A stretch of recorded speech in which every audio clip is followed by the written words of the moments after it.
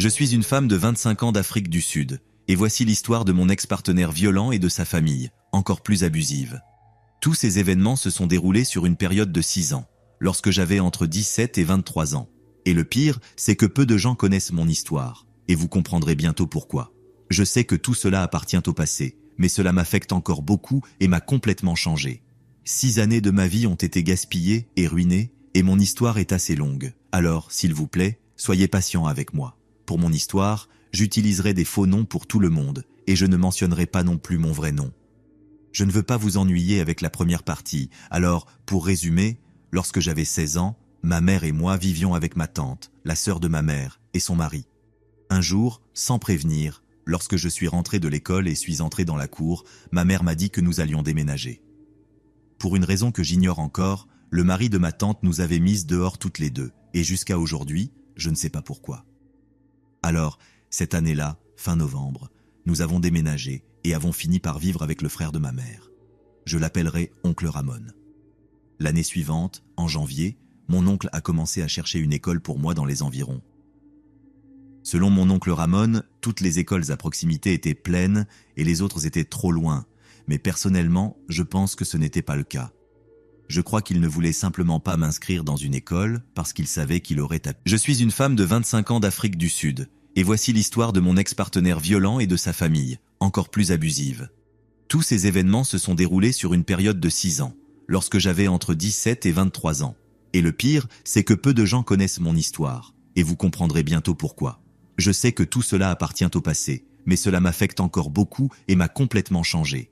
6 années de ma vie ont été gaspillées et ruinées, et mon histoire est assez longue. Alors, s'il vous plaît, soyez patient avec moi. Pour mon histoire, j'utiliserai des faux noms pour tout le monde, et je ne mentionnerai pas non plus mon vrai nom.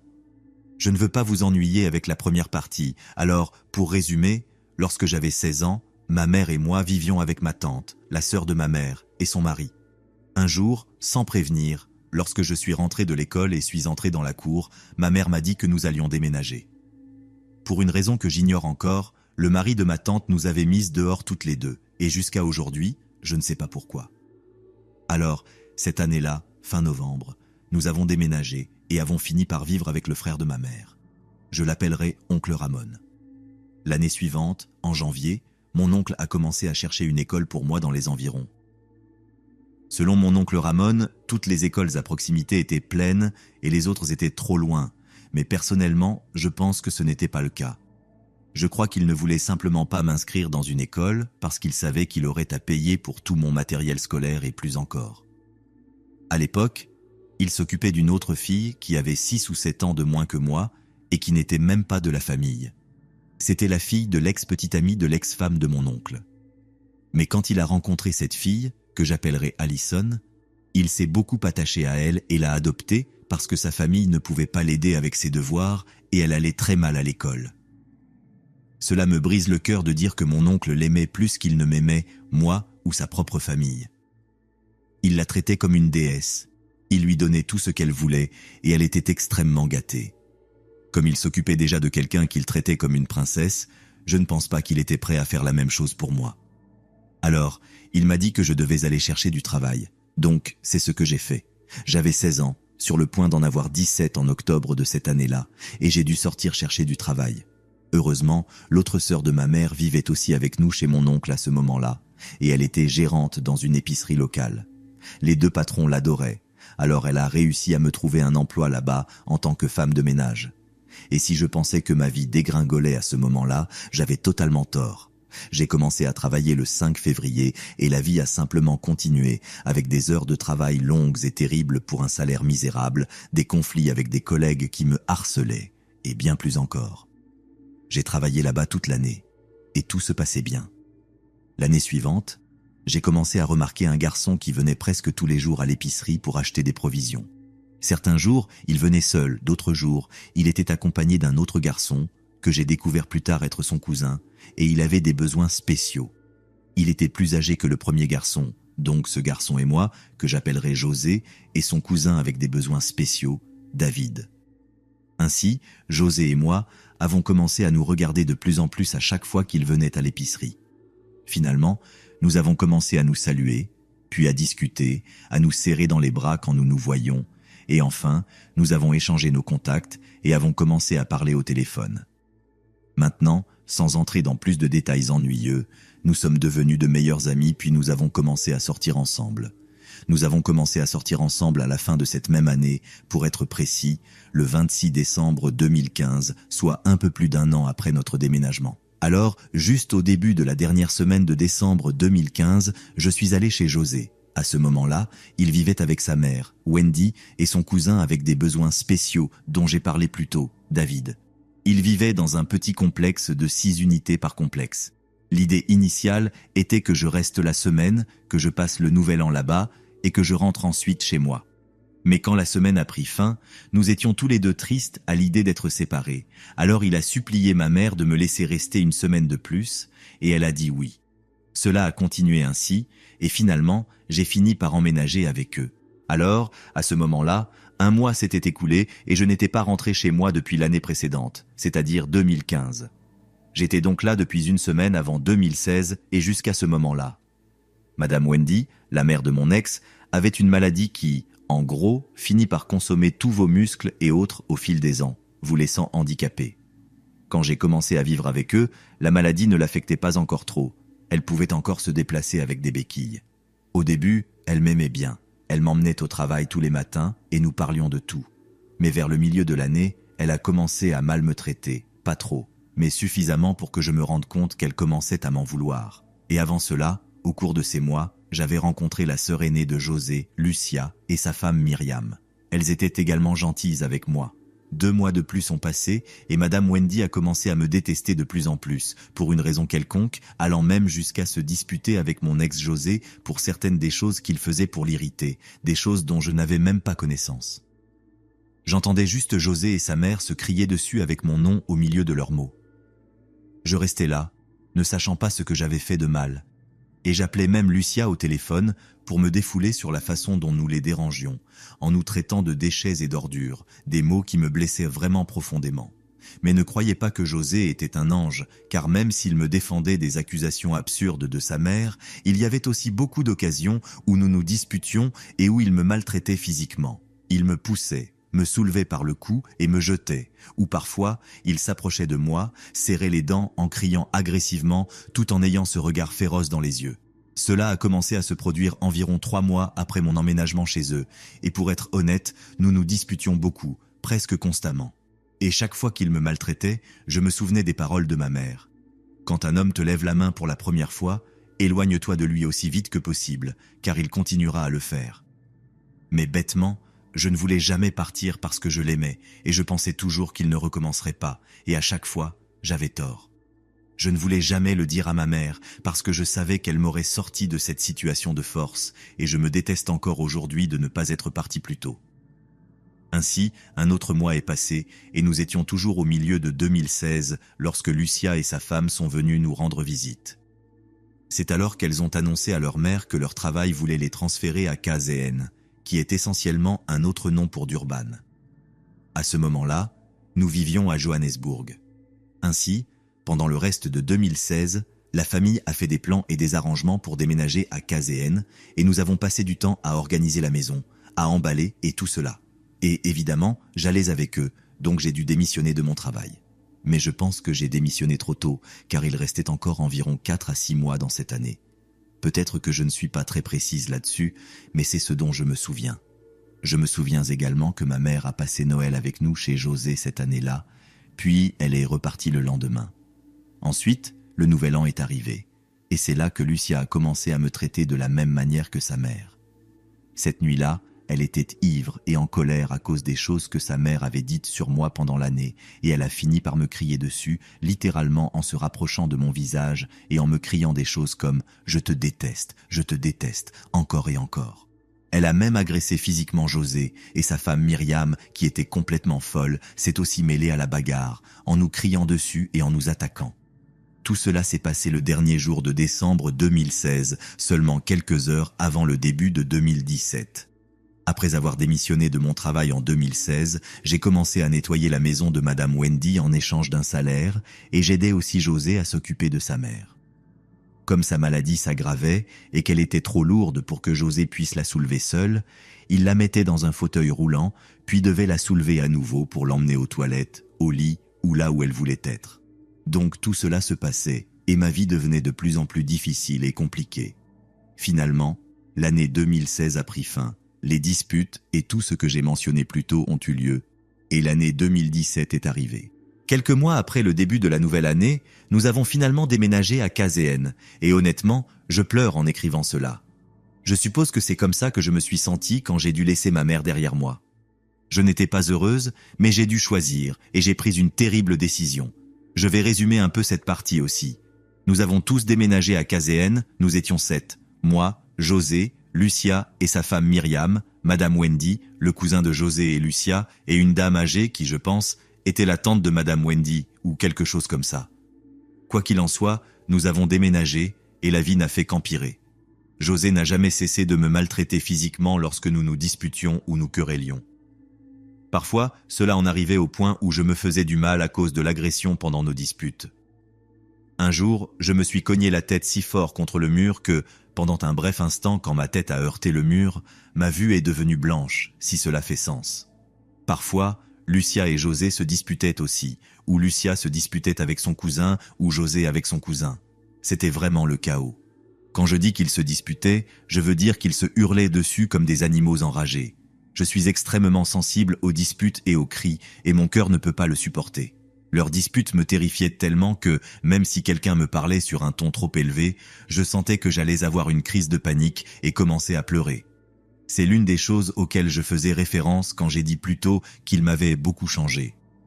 Une autre chose qui m'a également changé, c'est que lorsque je parlais à Lucia et que mon ton de voix était trop fort pour elle, elle me criait dessus en me disant que je devais arrêter de lui parler sur ce ton hautain et des choses du genre. Et cela arrivait même quand je n'avais pas du tout d'attitude. Je voulais simplement qu'elle m'écoute parce qu'elle ne m'entendait parfois pas parler et me demandait de parler plus fort. Mais chaque fois que je le faisais, c'était sa réaction à mon égard. Depuis que nous avions déménagé à KZN, Lucia a aussi commencé à me crier dessus et à m'insulter avec toutes sortes de mots affreux. Elle m'abusait littéralement presque tous les jours, et un jour, elle m'a dit que, comme je ne travaillais pas, ma mère devrait payer le loyer pour que je puisse vivre là-bas chaque mois, sinon je devrais partir. Elle nous a essentiellement forcés à le faire, et en même temps, ils m'ont forcé à travailler comme domestique dans la maison, toute seule. Donc, en réalité, ils auraient dû me payer pour être leur femme de ménage, pas moi qui devais les payer. Ma mère m'a dit qu'elle ne pouvait pas leur donner plus de 1000 rands par mois, car c'était tout ce qu'elle avait, ce qui, pour ceux qui se le demandent, équivaut à environ 50 $ américains. Ils n'ont pas aimé ça, mais ils l'ont accepté, puis cela aussi est devenu un problème. Lucia se disputait aussi avec moi en disant que ma mère était tellement inutile qu'elle ne pouvait même pas donner plus de 1000 rands par mois et que les courses mensuelles coûtaient bien plus cher que cela. Cela excluait le loyer, l'électricité et tout le reste, mais ils n'ont jamais compris que c'était tout ce que ma mère pouvait donner. Elle ne travaillait pas, elle ne recevait qu'une pension et devait aussi acheter ses propres besoins. Selon la loi sud-africaine, personne n'a le droit de prendre de l'argent à un pensionné, du moins, c'est ce que j'ai entendu. Même la banque n'a pas le droit de le faire. En fait, vous pouvez porter quelqu'un en justice pour ça. Chaque centime que ma mère m'envoyait, Lucia et les autres le prenaient. Ils ne m'achetaient jamais de shampoing, de déodorant ou quoi que ce soit d'autre, et même quand ma mère m'envoyait de l'argent pour que je puisse acheter moi-même ces articles, ils le prenaient. Parfois, je devais me laver les cheveux avec du liquide vaisselle parce que je n'avais pas de shampoing et je devais utiliser du papier toilette comme protection pendant mes règles. Ils prenaient constamment mon argent, me forçaient à nettoyer la maison et se disputaient avec moi pour des choses insignifiantes. Parfois, ils me disaient de faire quelque chose et à mi-chemin, ils me rappelaient pour que je fasse autre chose, ce qui prenait pas mal de temps. Et quand je finissais, je retournais à la première tâche et ensuite, ils se plaignaient et me demandaient pourquoi la première tâche n'était pas terminée. Mais ils me tenaient tellement occupé avec l'autre tâche que je n'avais pas le temps de terminer la première. Après notre déménagement à KZN, nous avons habité dans cette maison pendant 1 mois, puis nous avons déménagé à nouveau, toujours dans la même ville, mais dans un autre quartier ou village, ou peu importe, car la première maison avait trop d'escaliers pour la mère de José, étant donné qu'elle ne pouvait plus marcher. À ce moment-là, elle était complètement en fauteuil roulant. La maladie avait fait des ravages sur elle. Parfois, en ce qui me concernait, elle déclenchait des disputes sur des choses dont je n'avais même pas connaissance. Et ensuite, Lucia continuait la dispute, me criant dessus, me maudissant et m'abusant à nouveau mentalement.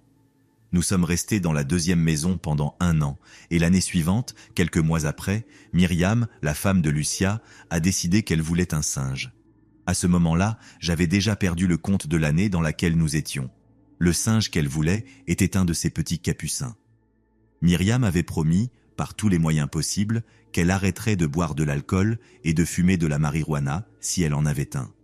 Et oui, je n'avais pas mentionné cela plus tôt, mais à la fois Lucia et Myriam étaient alcooliques et accros à la marijuana. Ces deux choses étaient leur obsession quotidienne.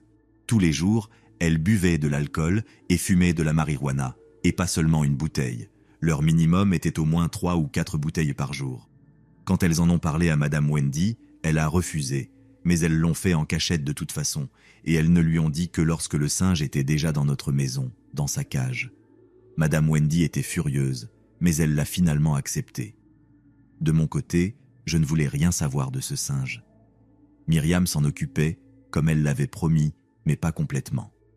Elle n'a pas arrêté l'alcool ni la marijuana comme elle l'avait promis, et certains jours, elles organisèrent des fêtes avec des amis et de l'alcool, et je me retrouvais obligé de m'occuper de ce satané animal. Je ne pouvais pas dire non, et c'est devenu une routine pour moi de m'occuper de lui. Au début, je devais seulement aider à lui changer sa couche. Ensuite, elle m'appelait occasionnellement de l'endroit où j'étais pour le faire. Ensuite, je devais commencer à lui préparer ses repas et à préparer son biberon de lait, car il ne buvait que du lait pour bébé. Puis, je devais nettoyer sa cage tous les jours, sortir ses couvertures et ses peluches et en mettre des propres. Je devais même commencer à m'occuper de lui lorsque ces deux-là, qui étaient censés être ses propriétaires, sortaient en boîte pour boire et faire la fête. Le singe est devenu entièrement ma responsabilité, et je le détestais parce que ce n'était pas mon animal. Je ne voulais pas faire partie de tout ça, et je n'avais jamais demandé à m'occuper de lui ni à tout faire pour lui. Je ne l'avais pas demandé, et je m'en fichais. Je sais que cela peut sembler cruel, mais je n'aime tout simplement pas les singes, ce n'est pas mon truc. Cependant, avec le temps, il est devenu de plus en plus ma responsabilité. Quand Lucia était au travail, sa femme Myriam dormait toute la journée, et je me retrouvais seul à nettoyer toute la maison, à faire la lessive et à m'occuper entièrement du singe. Je lui donnais du lait, de l'eau, de la nourriture et de l'attention. Et sa véritable propriétaire dormait simplement toute la journée. Même lorsque Lucia rentrait du travail, elle donnait de l'attention au singe, mais me donnait des ordres pour lui apporter de la nourriture, de l'eau, des chips et plus encore. Elle ne levait pratiquement jamais un doigt pour faire toutes ces choses, ni même pour nettoyer la maison. Elle pensait que, parce qu'elle avait un travail, elle était trop bien pour nettoyer la maison et apporter de la nourriture et des collations à son singe, ou pour faire quoi que ce soit d'autre, en fait. Et peu importe si j'étais malade, fatigué ou déprimé, je devais quand même tout faire. Elle me disait simplement de passer outre. Quelques mois après qu'elles aient eu le singe, Madame Wendy a fini à l'hôpital parce que sa maladie rendait la déglutition difficile. Pendant quelques semaines, peut-être même 1 mois ou 2, elle allait et venait à l'hôpital. Finalement, un jour, elle a été admise et n'en est jamais sortie. Ils ont dit qu'elle était morte et qu'ils l'avaient ressuscitée, mais après cela, elle n'était plus la même. Elle a fini dans un état végétatif. Seules les machines la maintenaient en vie. Ils ont finalement dû la débrancher. Avant de le faire, chacun de nous s'est tenu à ses côtés et lui a parlé. Elle pouvait vous entendre, mais elle ne pouvait pas bouger. Même après la manière dont elle m'avait traité et manqué de respect, j'étais toujours à ses côtés pour lui montrer que je me souciais d'elle. Je ne pense pas que cela lui ait beaucoup importé. Mais oui, nous étions tous vraiment déprimés et avons pleuré, mais nous sommes finalement rentrés chez nous et la vie a continué, bien que rien n'ait vraiment changé. La seule chose qui a changé, c'est que tous ceux qui vivaient avec nous ont commencé à déménager un par un jusqu'à ce qu'il ne reste plus que nous 4. Moi, José, sa sœur Lucia et sa femme Myriam. Et bien sûr le singe stupide, ainsi que les chiens et les chats. J'avoue que Lucia s'est un peu calmée après la mort de sa mère. Elle était moins agressive, mais il y avait encore des disputes entre elle et José, et entre elle et sa femme. Elle est devenue plus autoritaire avec moi, me donnant des ordres plus fréquemment, me disant quoi faire, etc. Après un certain temps, elles ont eu un deuxième singe, une femelle. J'avais donc le double de responsabilité, ce qui m'a encore plus déprimé. Mon anxiété était à son comble et la dépression a commencé à sérieusement prendre le dessus sur moi. Je ne peux plus me rappeler combien de temps nous avons encore vécu dans cette maison avant de déménager à nouveau. Nous avons vécu dans la nouvelle maison, mais tout restait pareil. Elle continuait de m'abuser mentalement et José continuait de m'abuser physiquement. Rien de nouveau à ce sujet. L'abus était un peu moins fréquent, mais il était toujours là. Ma dépression s'aggravait à cause de l'abus et aussi parce qu'elle continuait de me traiter comme leur domestique. Juste après Noël, nous avons déménagé à nouveau. Cette fois, nous avons déménagé dans une maison immense. José avait aussi trouvé un travail et j'ai fini par m'occuper des singes toute seule. À ce moment-là, je pense que c'était en 2021, parce que lorsque la Covid a frappé, nous vivions encore dans la 3e maison, celle que j'ai mentionnée plus tôt. Tous les jours, je souhaitais pouvoir être libre. Finalement, j'ai fini par tout raconter à ma mère, sauf l'abus physique de José. Je ne le lui ai dit que plus tard, après avoir quitté cette vie abusive. Elle n'arrivait pas à le croire, et elle a commencé à se sentir triste pour les circonstances dans lesquelles je me trouvais, mais elle me soutenait toujours. Je me souviens que je harcelais et insistant constamment auprès de José pour que nous déménagions dans notre propre logement, car nous n'avions plus à nous occuper de sa mère après son décès.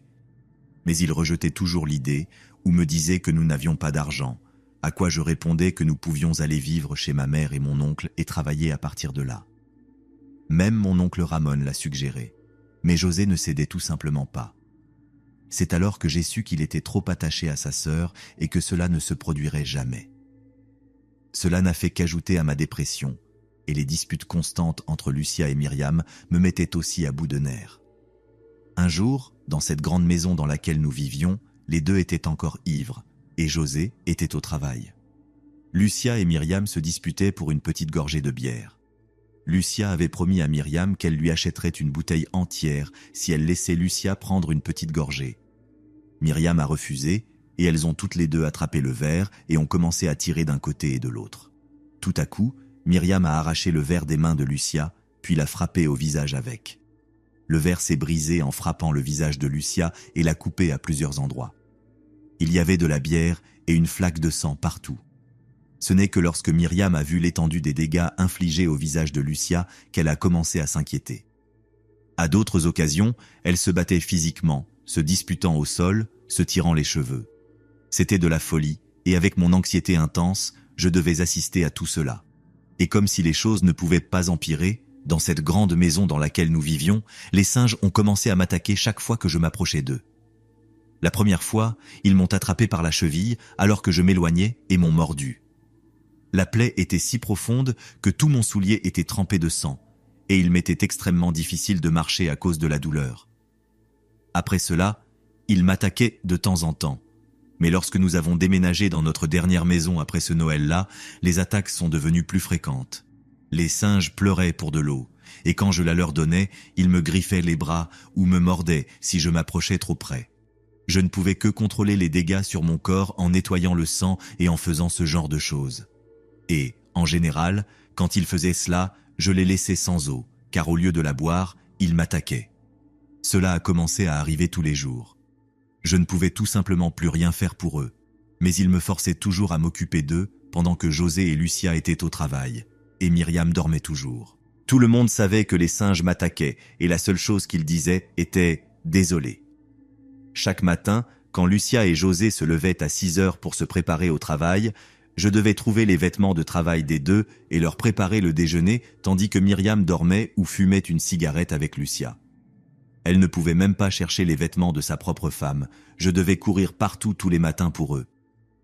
Une fois qu'ils partaient, Myriam retournait se coucher et je me retrouvais à nouveau seul à nettoyer, à m'occuper des singes agaçants, à faire encore plus de lessive, et plus encore. Cette dernière année-là, ma dépression m'a vraiment touché et je ne voulais tout simplement plus vivre. Je voulais mourir. C'était tellement grave que j'ai perdu beaucoup de poids. Je suis passé d'une taille 32 de pantalon à une taille 28. Je ne sais pas si les tailles sont les mêmes aux États-Unis, mais ici, une taille 28 est super petite. Je ne me préoccupais pas trop de la perte de poids parce que, pour la première fois, je me sentais assez bien dans ma peau pour porter des crop tops. Ce n'est pas que j'étais grosse, mais je ne me sentais pas à l'aise dans mon corps. Je me sentais grosse, même si en réalité, je ne l'étais pas. Mais bon, c'est à quel point ma dépression était grave à ce moment-là. Je n'aimais même plus José de la même manière qu'avant, ou du moins pas comme je l'avais fait au début. À ce stade, tout ce que je voulais, c'était me libérer de cette douleur, d'une manière ou d'une autre. Vers la fin de l'année, ma mère a eu besoin d'une opération pour se faire enlever une cataracte de l'œil. Elle avait besoin de mon aide car elle était déjà aveugle d'un œil et c'était son bon œil qui nécessitait l'opération. La raison pour laquelle elle avait besoin de moi, c'était parce qu'elle s'occupait de la maison de mon oncle Ramon, préparait les repas et prenait soin de, croyez-le ou non, ma tante, la même tante dont le mari nous avait mises dehors, ma mère et moi, au début de mon histoire. À ce moment-là, à la maison, il y avait non seulement ma mère et mon oncle, mais aussi ma tante et son mari, qui vivaient également avec eux. Quant à l'autre sœur de ma mère, celle qui était la gérante de l'épicerie où j'avais travaillé, elle avait déménagé à Kazéen pour vivre avec son petit ami, qui est maintenant son mari. J'avais oublié de mentionner que cette tante et son mari vivaient aussi avec nous à un moment donné, mais après leur départ pour Kazéen, ma tante et son mari perverti ont pris leur place dans la maison de mon oncle. J'avais toujours détesté ce mari-là parce qu'il était un pervers. Un jour, il m'avait coincé dans un coin et m'avait touché de manière inappropriée, mais je n'avais jamais raconté cet incident à personne. Alors, lorsque cette tante et son mari pervers ont emménagé dans la maison où il y avait une chambre libre, j'ai dû supporter leur présence. C'était la même chambre où, ironiquement, ils vivaient à présent, eux qui nous avaient un jour expulsés. Ma mère et moi avons donc parlé de ma situation et de la manière dont je pouvais l'aider après son opération. C'est à ce moment-là que j'ai décidé de ne plus retourner dans cette vie toxique une fois que je serai de retour à Johannesburg. Nous avons donc planifié mon évasion. Si Lucia avait su que je ne reviendrais pas, elle ne m'aurait jamais laissé partir. Nous avons donc dit à tout le monde que j'allais simplement aider ma mère pendant sa convalescence, après son opération, puis que je reviendrais. Quand nous avons dit cela à Lucia, elle m'a immédiatement dit qu'elle savait que ma mère ne me rendrait pas. J'ai dû mentir en lui disant que je reviendrais. J'ai commencé à emballer quelques affaires dans des sacs poubelles noirs que j'ai cachés dehors, dans le jardin. Le jour où ma mère et mon oncle Ramon sont venus me chercher, je me suis discrètement faufilé dehors pour charger les sacs dans la voiture. Puis je suis revenu par la porte arrière comme si de rien n'était, pour finalement sortir par la porte principale. Ma mère et mon oncle sont entrés, ont salué tout le monde, et nous avons ensuite chargé mes 2 ou 3 autres sacs dans la voiture. J'ai dit mes adieux et nous sommes partis. Le trajet de Johannesburg à Kazéen prend environ 6 heures, et mon oncle ne voulait pas perdre de temps, donc je n'ai pas pris ma Xbox avec moi. À l'époque, José et moi avions chacun nos propres consoles, mais je n'ai jamais récupéré la mienne. C'était idiot de ma part de la laisser derrière. Elle a été volée par l'un des amis de José et il a refusé de la remplacer. J'ai fini par en acheter une nouvelle d'occasion, mais elle n'a fonctionné que pendant un certain temps. Puis elle a cessé de fonctionner complètement. Elle s'allume, mais rien ne s'affiche sur la télévision. Cela me déprime énormément car je n'ai pas les moyens financiers de m'en acheter une autre. Le travail que j'ai ne paie pas beaucoup, et il me faudrait des années pour économiser assez. Mais bon, pour faire court, je suis retourné vivre avec ma mère et mon oncle en décembre 2022, en laissant la moitié de mes affaires derrière moi. J'ai perdu tellement de choses avec cette famille, pas seulement des biens matériels, mais aussi une grande partie de moi-même. Une fois rentré chez moi, j'ai attendu quelques jours avant de mettre fin à ma relation avec José. Il a continué à être obsédé par moi pendant presque toute l'année suivante, mais il a finalement lâché prise. Cette année-là, j'ai aussi rendu visite à ma meilleure amie, que je n'avais pas vue depuis 10 ans, et c'est là que j'ai rencontré un nouveau garçon qui vivait dans le même quartier qu'elle. Nous avons échangé nos numéros et avons commencé à nous parler. Nous sommes devenus très proches et après un certain temps, je lui ai avoué que je l'aimais et que je voulais être avec lui. Il ressentait la même chose et en octobre, nous avons commencé à sortir ensemble. Je lui ai raconté toute ma vie et il a littéralement eu envie de tuer mon ex. Nous nous voyons régulièrement et ma famille l'a rencontré et l'adore. Ma vie était parfaite. Mais ensuite, malheureusement, en août 2023, ma mère est décédée. Cela m'a vraiment brisé et dévasté. Je n'avais jamais autant pleuré de ma vie. Même mon nouveau copain, que j'appellerai Joël, n'arrivait pas à y croire. Mon oncle Ramon voulait que je prenne la place de ma mère, c'est-à-dire que je m'occupe de la maison, que je prépare les repas et que je prenne soin de ma tante handicapée et de son mari paresseux.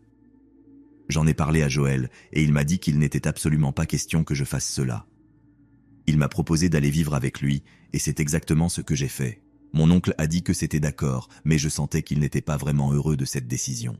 Cependant, Joël s'en moquait complètement, car il disait que je gâcherais ma vie si je restais là-bas, alors que je pouvais être ici avec lui, en train de construire un avenir ensemble, ce qui est tout à fait vrai. J'ai donc déménagé en septembre. Je ne supportais plus de vivre dans la maison où j'avais passé tant de temps avec ma mère. Peu de temps après, j'ai trouvé un petit travail dans une salle des ventes.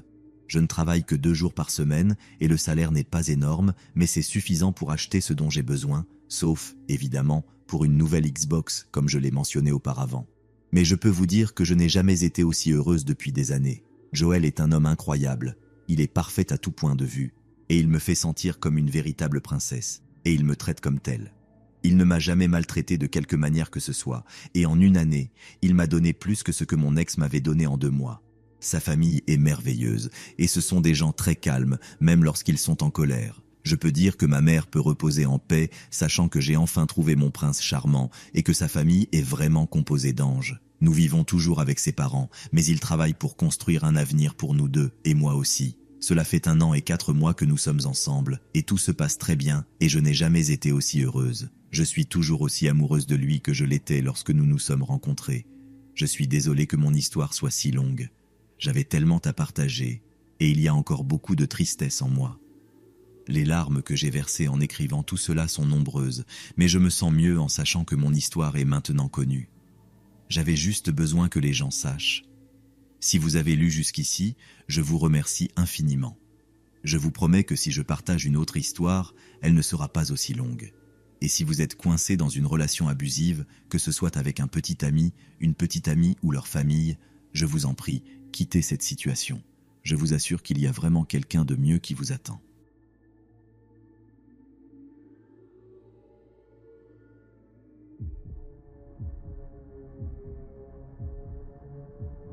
Je suis une fille dans la vingtaine. En 2021, j'ai assisté à une fête de Nouvel An organisée par une nouvelle amie que je m'étais faite. Grâce à cela, j'ai rencontré ses amis et un garçon que nous appellerons Martin. Nous avions beaucoup d'intérêts communs et avons bien accroché. Nous avons commencé à sortir ensemble début septembre 2022. Peu de temps après, des signaux d'alerte ont commencé à apparaître. Il a dit « je t'aime » après seulement 2 jours. Je lui ai dit que je n'étais pas prête pour ça, que c'était trop tôt. Ensuite, il a commencé à apparaître chez moi après le travail sans demander. Une fois, il a apporté de la restauration rapide. Au début, je l'ai remercié. Cependant, après avoir terminé de manger, il m'a critiqué pour l'avoir fait, en disant que c'était du sucre, de la graisse et des glucides. Puis, il a continué avec un discours sur le fait que je devrais faire du jeûne intermittent parce que c'est ce qui avait guéri sa goutte. Il a aussi dit que si les personnes atteintes de cancer en faisaient, elles guériraient. J'ai été très en colère à ce sujet, car il savait que mon père était décédé d'un cancer en 2016. Avant même que nous commencions à sortir ensemble, je lui avais dit que ce genre de propos n'était pas acceptable. Il a semblé admettre qu'il avait tort et s'est excusé. Stupidement, je lui ai donné une autre chance. Après cet incident, les choses n'ont fait qu'empirer. Il refusait de rencontrer mes amis et m'imposait agressivement les siens. Il m'a dit qu'il préférait être à la salle de sport plutôt que de passer du temps avec mes amis. Sa mère a refusé de me rencontrer parce que j'ai des tatouages, disant que les personnes tatouées volèrent dans sa maison, donc il ne m'a jamais autorisé à venir chez lui, car il vivait chez elle à ce moment-là. Ironiquement, il me volait mes sachets de nicotine, voulant que j'arrête de les utiliser selon ses termes, bien qu'il fumait et vapotait constamment. Il m'a demandé ce que je voulais en cadeau pour des vacances auxquelles il partait, et je lui ai dit que j'aimais bien les cartes postales. Il a répondu que c'était quelque chose de bête. La goutte d'eau pour moi a été lorsque je l'ai assis pour discuter de tout, pour lui dire combien ses actions me mettaient mal à l'aise. Nous n'avons pas crié ni disputé, c'était une conversation adulte, du moins de mon côté. Au lieu d'écouter ce que j'avais à dire, il m'a simplement dit « Frappe-moi au visage, ça réglera tout ». J'ai mis fin à la relation à ce moment-là. Je lui ai dit que je voulais juste rester amis, car nous étions dans un groupe d'amis communs. La relation a duré 2 mois. Cela a commencé un cycle vicieux de love bombing. Il m'apportait des cadeaux de choses qu'il aimait, pas des choses en fonction de mes propres intérêts. Il a commencé à inviter mes amis à dîner individuellement et à leur poser des questions sur moi. Quand nous nous sommes rendus compte de ce qu'il faisait, j'en ai eu assez. Mes amis lui ont dit d'arrêter et de me laisser de l'espace. Je l'ai bloqué sur tous les réseaux sociaux, du moins je le pensais. En mars 2022, Juste le jour de mon anniversaire, je me suis rendu compte que j'avais oublié de le bloquer sur Snapchat, car je l'utilise à peine. J'ai reçu une notification disant que Martin était en train d'écrire. Je ne lui ai pas laissé une seconde pour envoyer le message et l'ai immédiatement bloqué. Finalement, les choses se sont calmées de son côté pendant environ 1 an. Je l'ai vu à des événements et à des fêtes organisées par des amis du groupe, mais nous ne nous sommes pas parlé. Je commençais à m'en remettre. J'ai recommencé à utiliser des applications de rencontres et à sortir de manière décontractée. Tout allait bien jusqu'en juin 2023. Un ami à moi est décédé subitement. En raison de mon chagrin, j'ai décidé de reconnecter avec certaines personnes et de réparer des amitiés brisées, ce qui incluait Martin. Lors d'un événement, alors que j'étais ivre, j'ai commencé à pleurer la perte de mon ami. Martin a passé son bras autour de moi et a dit qu'il comprenait ce que je vivais. Il est allé aux funérailles de mon amie, bien qu'elle ne l'appréciait pas. Je dois aussi mentionner que Martine a un gros problème de peur de manquer quelque chose, aussi connu sous le nom de FOMO. Cela m'a beaucoup dérangé, mais j'étais trop ivre et triste pour en discuter. Martin est devenu un ami très envahissant, me demandant constamment des explications sur ce que je postais sur les réseaux sociaux et se vexant parce que je ne lui avais pas dit au revoir en personne après une réunion. J'ai rapidement regretté d'avoir décidé de me réconcilier avec lui. En quelques semaines, Martin m'a envoyé un message en disant qu'il adorait mon thérapeute, ce qui m'a beaucoup perturbé car je ne lui avais jamais dit qui c'était. Il m'a dit qu'il avait vu la carte de visite que j'avais sur mon réfrigérateur. Ce thérapeute se trouve à 5 minutes de chez moi. Martin a dû faire 45 minutes de route aller-retour pour le voir au lieu d'en choisir un plus proche. Je lui ai dit que cela me mettait très mal à l'aise et j'ai mis ses messages en sourdine. Quelques jours plus tard, ma colocataire effaçait des images de la mémoire de nos caméras de sécurité. Nous avons une caméra pointée vers le parking de notre appartement à cause de plusieurs vols de convertisseurs catalytiques. À plusieurs reprises, entre juin 2022 et octobre 2022, Martin était assis dans le parking de mon appartement. Je lui ai envoyé un message avec les preuves que j'avais, et il a avoué qu'il avait été assis là à cause des souvenirs. Il a également admis être allé voir mon thérapeute pour se sentir plus proche de moi, être allé chez mon tatoueur pour faire semblant d'être son ami, et qu'il voulait me voir aux funérailles de mon ami. Il a aussi confessé être entré dans des groupes de discussion et des canaux Discord, parce que j'y étais, qu'il assistait à des concerts et des spectacles basés sur mes goûts musicaux, bien qu'il ait un jour dit que mes goûts musicaux étaient nuls. Il a admis qu'il n'avait pas surmonté notre relation. Je lui ai dit que nous n'avions été ensemble que pendant 2 mois, et que c'était son dernier avertissement. S'il continuait, je contacterais la police et obtiendrais une ordonnance restrictive. Je l'ai ensuite bloqué à nouveau partout. Pendant que tout cela se passait, j'ai commencé à fréquenter quelqu'un de nouveau dans le groupe d'amis, que nous appellerons Alan. Une nuit, alors qu'Alan et moi étions ensemble, Martin a décidé de conduire jusqu'à la maison d'Alan et est resté dehors pendant 2 heures. Cela a été capté par notre caméra Ring. Alan m'a dit que c'était sérieux, et nous avons tous raconté à nos amis tout ce qui se passait. Jusqu'à ce moment-là, j'avais été vague à propos de Martin, disant simplement que j'avais besoin d'espace et que je ne voulais pas être près de lui, parce que je voulais garder le groupe uni, ce qui était stupide de ma part. En conséquence, Martin a été expulsé des discussions du groupe d'amis, et on lui a dit de rester à l'écart, qu'il se comportait comme un harceleur. Il a fait comme s'il était confus et a demandé pourquoi nous le cancelions au lieu de discuter des choses avec lui. Il a dit à tout le monde qu'il était une bonne personne et que rien de ce qu'il avait fait n'était malveillant, qu'il était neurodivergent et qu'il ne savait pas ce qu'il faisait. Ce à quoi tout le monde a rapidement répondu que, même si ce n'était pas malveillant, cela ne rendait pas moins effrayant la façon dont il se mettait dans des espaces où je devrais me sentir en sécurité et où il ne devrait pas être. Il n'a rien tenté depuis quelques mois. J'ai commencé le processus pour demander une ordonnance restrictive au cas où j'en aurais besoin. Je vais aussi déménager dans quelques mois et garder ma nouvelle adresse secrète, alors j'espère ne plus jamais le revoir de ma vie.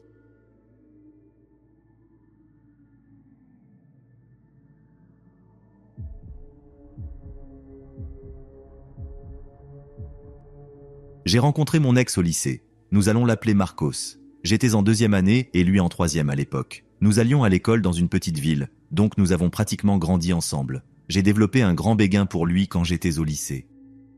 Je viens d'une famille toxique et j'ai été abusé sexuellement à un très jeune âge. Je pense que j'ai commencé à chercher des garçons dès le lycée comme une façon d'échapper à ma vie horrible à la maison. J'étais la fille typique qui essayait d'être émo, qui aimait les mauvais garçons. J'ai grandi avec une anxiété intense, donc je pense que les garçons masculins me faisaient me sentir en sécurité. Marcos me faisait me sentir en sécurité. Nous étions pratiquement opposés. J'étais timide, fragile, tandis que lui était sociable, plus populaire et n'avait pas peur de prendre l'initiative. Il se moquait toujours de moi et me mettait en colère, mais ça me plaisait parce qu'il me remarquait toujours alors que je me sentais invisible aux yeux des autres. J'ai développé un grand béguin pour lui, jusqu'à ce que nous commencions à nous voir au lycée. J'avais besoin d'un trajet pour rentrer chez moi après l'école, et il a dit qu'il m'emmènerait. Après cela, nous avons commencé à passer beaucoup de temps ensemble, et tout a commencé à aller mal à partir de là. Il n'a pas été un bon petit ami au début. Il ne me prêtait pratiquement jamais attention, et me fuyait presque, ce qui me faisait désirer encore plus son attention. J'avais tellement peur d'être seul que je supportais simplement la situation. Après 1 an, j'étais sur le point de rompre avec lui lorsqu'il a avoué qu'il m'aimait. C'était tout ce dont il avait besoin pour me ramener dans ses filets. Il est parti à l'université à 6 heures de route et je l'ai attendu. Quand j'ai obtenu mon diplôme de lycée, je l'ai suivi dans la même université. C'est alors qu'il a commencé à m'isoler. Dès le premier jour de ma première année à l'université, il m'obligeait à dormir chez lui, dans la maison que ses parents payaient hors du campus. Il m'a convaincu d'arrêter de parler à mes amis, à mes colocataires et même à ma propre famille. Il m'a convaincu qu'il était le seul en qui je pouvais avoir confiance. Il m'a persuadé que j'étais la seule à le comprendre vraiment comme personne, et il me menaçait de se suicider chaque fois que nous nous disputions et que j'essayais de le quitter. Il m'a ramené avec lui dans une université plus proche de notre ville natale, et je l'ai suivi. Il a continué à m'isoler, à me menacer de suicide si je le quittais. Chaque fois qu'un de mes proches essayait de me convaincre qu'il était toxique, il me blâmait et détournait la discussion pour faire croire que c'était moi la fautive. Une fois, il a même attaché une corde autour de son cou pour tenter de mettre fin à ses jours parce qu'il sentait qu'il ne pouvait pas vivre sans moi, et il m'a convaincu de garder le secret. J'ai perdu tant d'amis et j'ai raté l'opportunité de vivre ma première année à l'université. J'ai arrêté de passer du temps avec ma famille parce qu'il m'avait convaincu qu'il était le seul à vraiment me comprendre. C'est ici que les choses deviennent vraiment horribles. 2 ans ont passé, nous sommes en 2015 et la police fait une descente chez moi. Mon père est arrêté et accusé d'avoir pris des photos et de les avoir mises sur le dark web. Tout mon village découvre qu'il est pédophile et il se suicide. Ma famille était déjà toxique, mais mon monde s'est encore plus retourné. À cause de ma douleur, j'ai pratiquement vécu avec Marcos et sa famille pendant quelques semaines. 1 mois après la mort de mon père, j'ai impulsivement décidé de déménager dans un appartement avec Marcos. Nous n'avions le bail ensemble que depuis 2 semaines, et c'était tout ce dont j'avais besoin pour atteindre mon point de rupture. Après que mon père se soit suicidé, j'ai su que je ne pouvais plus continuer à vivre ainsi. J'ai décidé de rompre avec Marcos, je l'ai dit à ses parents, et j'ai contacté ses amis via Facebook pour les informer. Ses parents se sont réunis avec nous et ont essentiellement attribué les tendances suicidaires de Marcos à notre relation. Ils ont décidé de ne rien faire. Le soir même, après que nous soyons rentrés d'un dîner avec ses parents, je lui ai dit que j'allais le quitter et il a complètement perdu le contrôle. Il est allé dans la salle de bain et a commencé à pleurer et à avoir une conversation avec lui-même. Ensuite, il a commencé à marcher de long en large dans le couloir de notre appartement en murmurant pour lui-même. C'était la première fois que je le voyais faire cela. Puis, il a commencé à me pousser contre le mur et m'a pris mon téléphone. Quand je suis allé chercher mes vêtements dans le placard, il a bloqué la porte et m'a ensuite enfermé dans le placard. Marcos et sa famille sont également très conservateurs et il avait entre 4 et 5 armes à feu dans notre appartement. Il a pris un pistolet Glock et a continué à me bloquer dans le placard, me suppliant de ne pas le quitter. Ce qui s'est passé après est flou. Il y a encore beaucoup de choses dont je ne me souviens pas jusqu'à ce jour, mais d'une manière ou d'une autre, nous avons fini dans le salon et il était maintenant au-dessus de moi, dans un coin de la pièce. Il m'a montré que le chargeur du pistolet était entièrement chargé, en le retirant puis en le remettant en place. Ensuite, il a pris la peine de me montrer que la sécurité de l'arme était désactivée. Il a retiré le chargeur puis a pointé l'arme sur sa tête, le doigt sur la gâchette.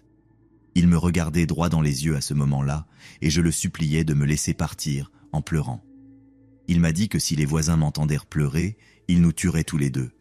Je me balançais d'avant en arrière, les mains couvrant mes oreilles, me préparant mentalement au bruit du coup de feu et à la possibilité que des morceaux de son cerveau ou de son sang me touchent. Je me préparais à l'idée que ces moments pourraient être mes derniers. Ensuite, dans un acte de désespoir, je lui ai dit que je resterais. Heureusement, il m'a cru. Je l'ai convaincu que j'avais besoin d'aller aux toilettes et je lui ai demandé s'il pouvait me rendre mon téléphone. Il me l'a rendu, mais il est resté derrière la porte de la salle de bain et m'a averti de ne contacter personne. J'ai simplement ri et lui ai dit « Non, je ne ferai jamais ça, je suis à toi pour toujours ». Quand je suis entré dans la salle de bain, j'ai envoyé un message à la première personne que j'ai vue pour qu'elle appelle la police. Quand je suis sorti de la salle de bain, je l'ai ensuite convaincu que j'avais vraiment besoin de sortir pour acheter des cigarettes. Quand nous avons quitté notre appartement, la police encerclait la propriété. Nous étions tous les deux si calmes que les policiers ont commencé à passer devant nous jusqu'à ce que je commence à crier « C'est lui, en le désignant. Ils ont fini par le placer en surveillance suicidaire, puis l'ont interné dans une institution mentale pendant 1 semaine. Je ne l'ai vu qu'une seule fois après cela. L'assistante sociale a laissé son dossier ouvert à un moment donné, et j'ai vu qu'il avait été diagnostiqué avec une psychose. Je lui ai encore menti, lui disant que je resterais, tout en sachant parfaitement que je ne le ferais pas. Après tout cela, les parents et amis de Marcos m'ont vraiment blâmé pour l'incident. Jusqu'à aujourd'hui, je ne comprendrai jamais comment je peux être la méchante dans cette situation. J'avais à peine 20 ans, et mon père venait de se suicider à ce moment-là. Appeler la police a été la bonne décision une fois que je me suis rendu compte que sa famille et ses amis n'allaient pas agir. J'étais juste une fille qui devait se défendre tout en traversant un deuil. Après tout cela, Marcos a réussi à convaincre sa famille et ses amis que j'étais l'abusive et que j'étais la manipulatrice avec des problèmes de colère. Je suis allé vivre avec ma sœur après ça. La police a confisqué toutes les armes de Marcos ainsi que son permis de port d'armes. On m'a également informé qu'il serait expulsé de l'armée à cause de cela. J'ai appris par un ami que le grand-père de Marcos est allé récupérer toutes ses armes au poste de police et les lui a rendues par la suite.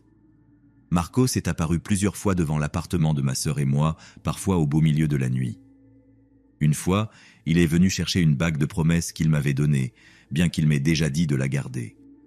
Il m'a dit qu'il devait la vendre pour se procurer de la drogue parce que, selon lui, je l'avais rendu accro à la drogue depuis son internement en institution. Il m'a menacé de me faire arrêter pour avoir volé sa propriété. Il s'est montré chez des amis à moi et une fois, il a essayé de se battre avec l'un d'eux en lui lançant des insultes racistes. J'ai aussi commencé à recevoir des menaces de mort de numéros anonymes, me disant que je devrais être morte comme mon père. Je suis allé à la police et j'ai réussi à lui faire interdire l'accès à notre complexe d'appartements, celui de ma sœur et le mien. La police m'a dit qu'elle ne pouvait pas vraiment faire grand-chose de plus, à part documenter tout ce qui pourrait servir de preuve contre lui. Il y a eu une période dans ma vie où je me sentais très impuissante. Je n'avais ni ressources ni famille. Ma sœur a fini par m'en vouloir de l'avoir mise en danger à cause de mon ex. Nous nous sommes éloignés, et j'ai continué à fréquenter les mauvaises personnes et à avoir une série de mauvaises relations. Malgré tout, j'ai réussi à rester à l'université, bien que j'ai failli échouer. Marcos avait l'habitude de passer en voiture devant ma maison pendant des années. Il se présentait parfois sur mon lieu de travail, jusqu'à ce que je parvienne à lui interdire l'accès. J'ai continué à recevoir des menaces de mort de numéros anonymes, et jusqu'à aujourd'hui, je ne suis pas sûr que cela venait de lui, mais j'ai mes soupçons. Je contactais régulièrement des lignes d'aide pour victimes de violences domestiques pour obtenir des conseils. Je me suis installé dans mon propre appartement dans une autre partie de la ville et je ne sortais pratiquement jamais de chez moi, sauf pour aller en cours, faire des courses ou quitter la ville. La pandémie a été presque une bénédiction pour moi parce que cela signifiait la sécurité. Après avoir obtenu mon diplôme universitaire, j'ai trouvé un travail et j'ai déménagé. J'ai développé un trouble de stress post-traumatique intense après toute cette expérience. Jusqu'à ce jour, je fais encore des cauchemars où je crie au point que mes colocataires doivent me réveiller. J'ai été diagnostiqué avec une anxiété sévère et une dépression. Les répercussions de tout cela, ajoutées aux traumatismes liés à ma famille, ont été vraiment difficiles, mais je fais tout ce que je peux pour me rapprocher de ce que l'on pourrait appeler le bien-être. J'ai remis ma vie en ordre et j'ai cherché de l'aide. J'ai aussi laissé partir beaucoup de personnes toxiques et rencontré des gens incroyables qui m'ont entouré d'amour et de soutien. La seule chose que je remercie à Marcos, c'est que toute cette expérience m'a obligé à sortir de ma coquille et à me défendre. Si ce n'était pas pour cette expérience et toutes les autres que j'ai vécues dans ma vie, je ne serais pas la personne que je suis aujourd'hui. Maintenant, j'ai un petit ami aimant, je n'ai plus peur d'être seul et je suis la personne la plus courageuse que je n'ai jamais été. J'ai maintenant 26 ans et je sais que cela m'affectera pour le reste de ma vie. Mais pour quiconque écoute et traverse une situation similaire, il est possible de sortir de là et de vivre une vie épanouie et heureuse. Tu en vaux la peine. À Marcos, je n'ai plus peur de toi. Plus jamais je n'aurai peur de toi. Tu pourrais me tuer demain, mais tu ne pourras jamais me retirer les choses incroyables que j'ai faites de ma vie ou l'amour que j'ai développé pour moi-même. Je ne me tairai jamais. Si jamais tu essaies de me faire tomber, je t'entraînerai avec moi.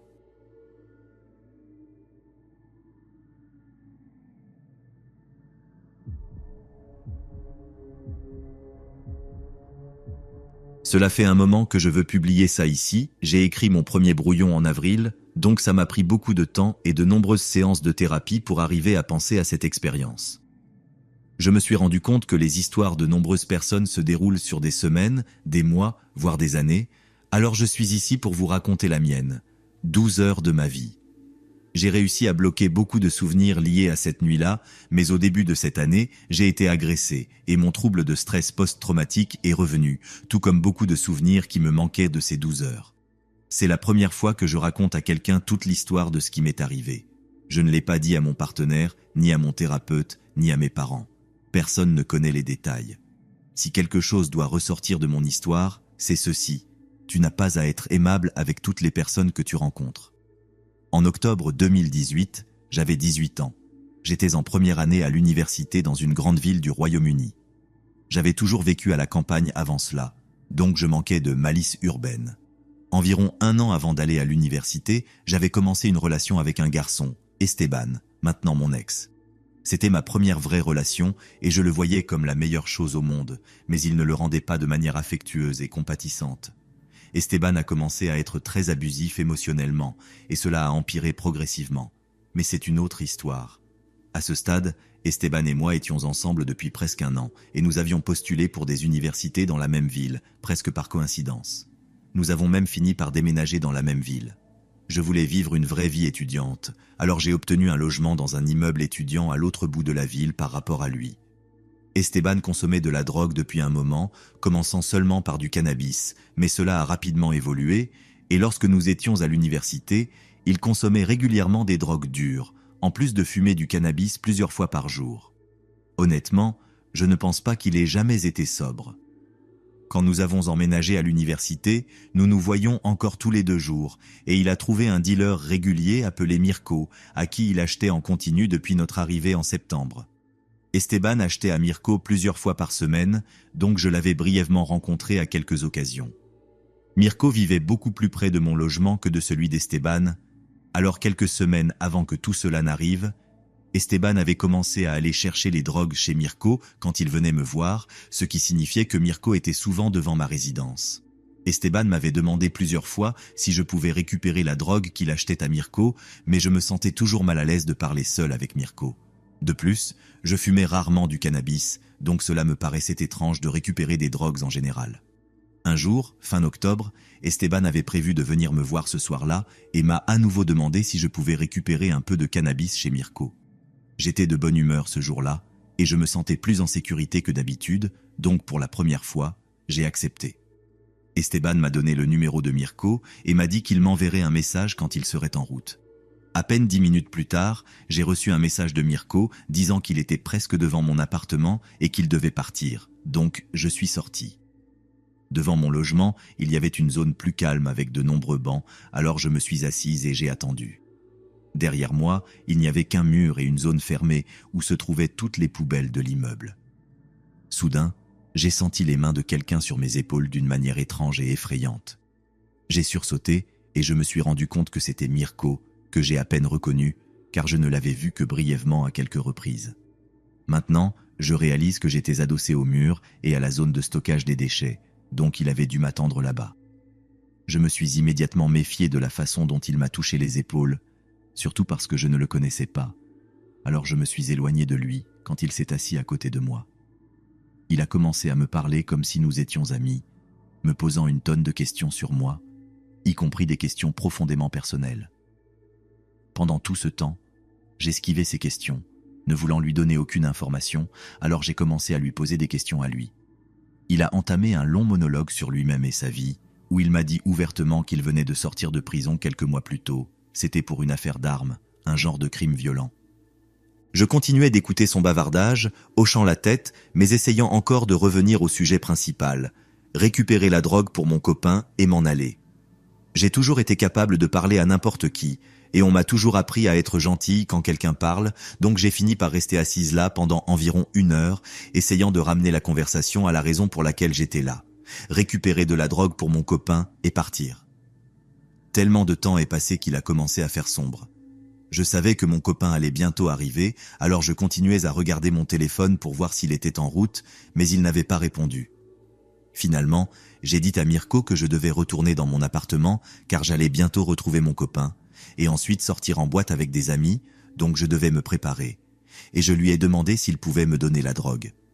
Il m'a alors dit « Eh bien, je ne peux pas te la donner ici, il y a des caméras partout.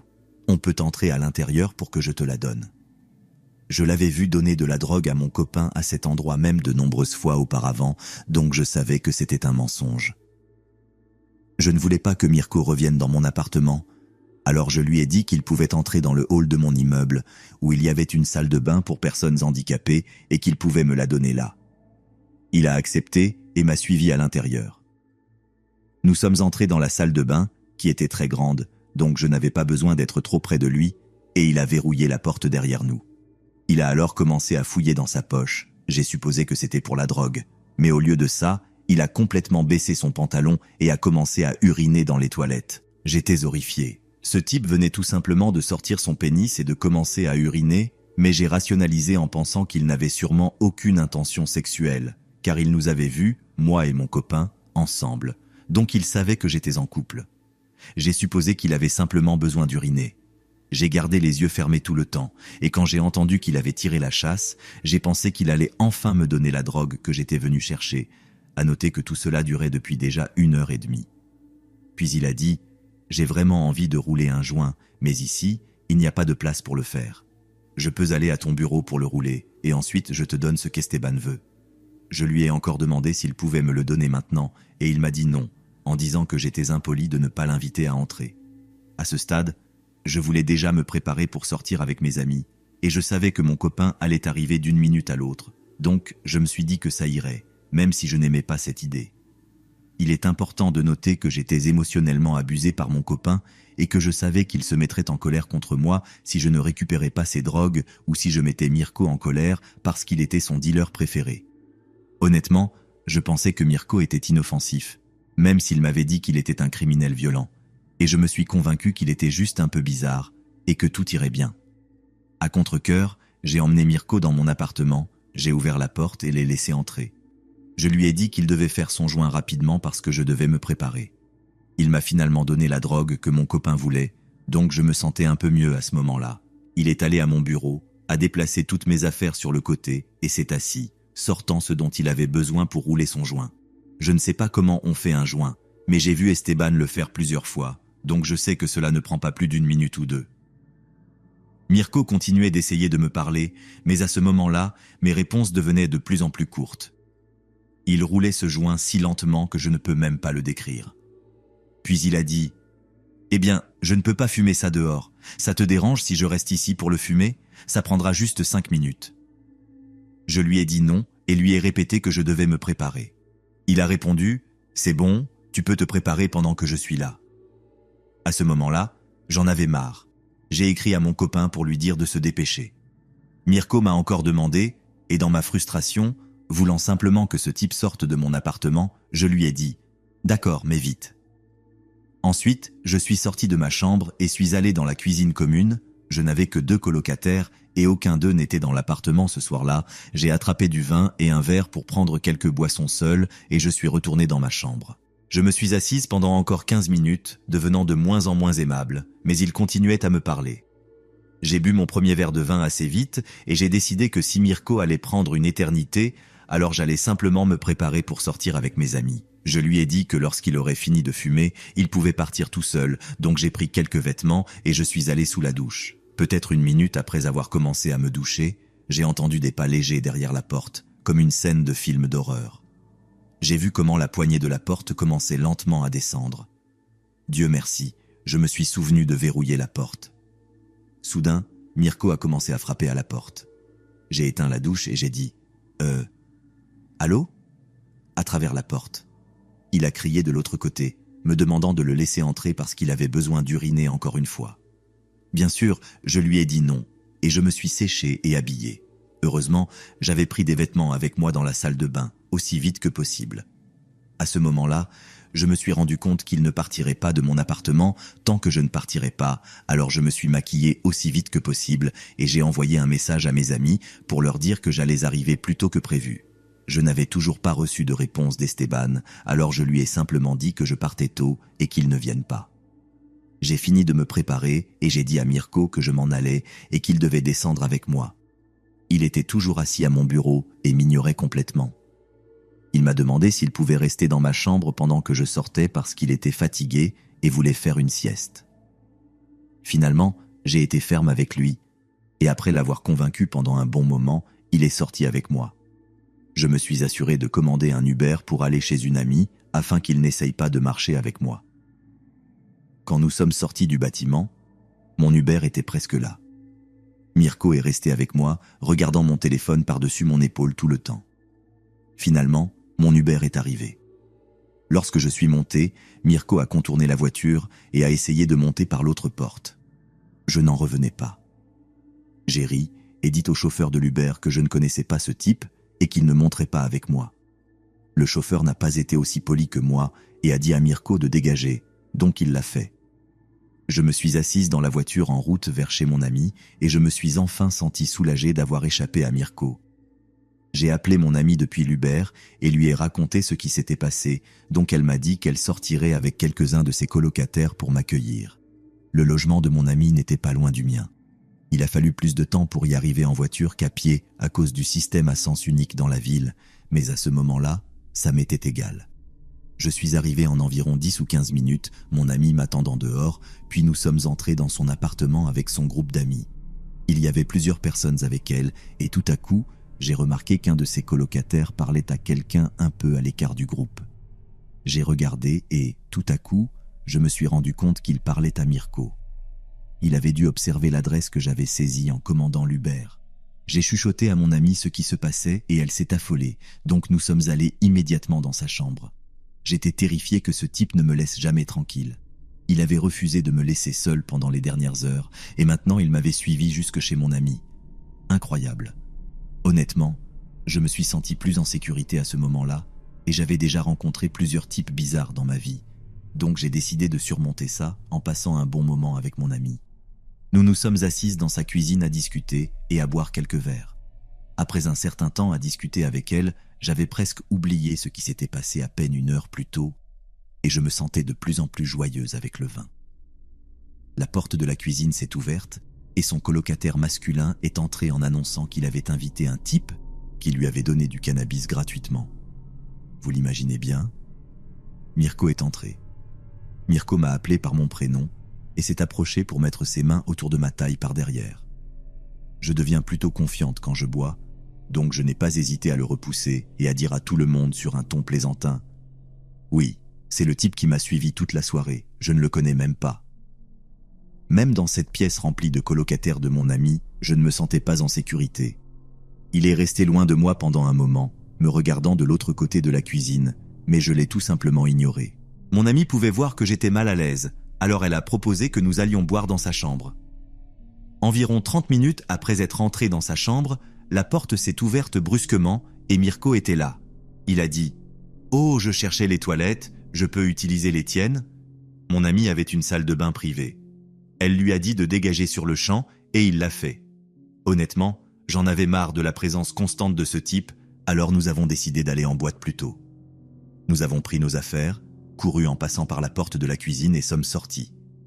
Mon ami a commandé un Uber et nous sommes montés pour aller en boîte. Après un moment, certains de ses colocataires nous ont rejointes, mais pas Mirko, Dieu merci. Les gens qui étaient dans la cuisine ont dit que Mirko était parti peu de temps après nous avoir vus partir, mais il n'y avait plus de signe de lui. J'ai juste essayé de profiter de la soirée, mais étant une étudiante fauchée, je ne pouvais pas me permettre plus de boissons en boîte. À mesure que je devenais sobre, Je me suis rendu compte à quel point cette nuit m'avait effrayé et perturbé, et je ne me sentais plus en sécurité. Après seulement quelques heures, j'ai décidé que je voulais juste rentrer chez moi et dormir, car toute cette expérience m'avait beaucoup effrayé. J'ai pris un Uber pour rentrer, utilisé ma carte pour entrer dans mon immeuble, monter les escaliers et entrer dans mon appartement. J'ai commencé à me préparer pour dormir, j'ai enfilé mon pyjama et commencé à me démaquiller. Soudain, j'ai entendu un coup violent à ma porte. Je n'avais aucune idée de qui cela pouvait être, mais comme il était encore relativement tôt pour un vendredi soir, j'ai pensé que c'était Esteban. Peut-être qu'il avait finalement décidé de venir. Ma porte n'avait pas de Judas, alors j'ai marché jusqu'à la porte en pyjama, je l'ai déverrouillée avec l'intention de l'ouvrir juste un peu pour voir qui c'était et bam! La porte s'est ouverte si vite que j'ai été poussé en arrière dans mon appartement, puis poussé directement dans ma chambre, qui était juste en face de la porte d'entrée. Dans ma panique, je me suis figé, puis j'ai levé les yeux seulement pour me rendre compte que Mirko était maintenant dans mon appartement. La réalité a commencé à s'imposer. Mirko venait d'entrer de force dans ma chambre et j'étais maintenant piégé avec lui. Il était visiblement en colère et très drogué. Il a verrouillé la porte derrière lui et a commencé à divaguer sur le fait que j'avais été si impoli de ne pas l'inviter à entrer avec mes amis, de l'avoir ignoré, de ne pas l'avoir laissé monter dans l'Uber, etc. J'étais terrifié, alors j'ai couru vers mon lit et attrapé mon téléphone. Il s'est approché de moi et a commencé à me toucher, me tripotant tout ce qu'il pouvait, alors je lui ai crié de s'éloigner de moi. Il a vu mon téléphone dans ma main et a immédiatement souri et m'a dit d'ouvrir l'appareil photo. J'étais terrifié, alors j'ai fait ce qu'il a demandé et il a dit qu'il voulait une photo de nous deux ensemble. J'ai fait ce qu'il a demandé et pris un selfie avec lui pendant qu'il posait avec ses bras autour de moi, m'embrassant sur la joue et le cou. Ensuite, il m'a ordonné de déverrouiller mon téléphone et je l'ai fait. Il m'a fait ouvrir mes messages et envoyer à Esteban la selfie de nous assis ensemble sur mon lit. Il a attendu que le message soit envoyé, puis a pris mon téléphone et l'a posé sur le bureau. Il a passé les 4 ou 5 heures suivantes assis à mon bureau, me parlant continuellement, disant à quel point j'avais été impoli, que quelqu'un devait m'apprendre les bonnes manières, que je devais faire ce qu'il disait parce qu'il était plus âgé que moi, qu'Esteban n'était pas assez bien pour moi, que j'étais tellement belle et qu'il savait que je devais être avec lui. Il a dit que sa copine savait qu'il était venu chez moi cette nuit-là et qu'elle ne le laissait plus rentrer chez lui et que tout était de ma faute. Pendant tout ce temps, je continuais de négocier avec lui, essayant de le faire partir, mais cela ne fonctionnait pas. De temps en temps, je me couchais sur mon lit ou je m'asseyais sans rien dire. Chaque fois que je faisais ça, il se levait, venait vers moi et me prenait dans ses bras, essayait de se coucher avec moi, me caressait le visage, tentait de m'embrasser et essayait de m'enlever mes vêtements pour me toucher. Chaque fois que je le repoussais, il se fâchait à nouveau, retournait s'asseoir au bureau et continuait de crier. Je savais que ce type avait été en prison pour un genre de crime violent, donc je ne voulais pas le mettre encore plus en colère. Je suis resté là pendant des heures, pleurant en silence, trop effrayé pour essayer de sortir parce que je devais passer devant lui pour atteindre la porte. Je ne savais pas si je pouvais sortir sans l'énerver. Je ne pouvais pas appeler la police car il avait mon téléphone. Et enfin, mes colocataires n'étaient pas à la maison, donc mes cris n'auraient servi à rien. Pendant qu'il était assis à mon bureau, il continuait à fumer davantage de cannabis ou à renifler une autre drogue quelconque. Donc, il était de plus en plus défoncé.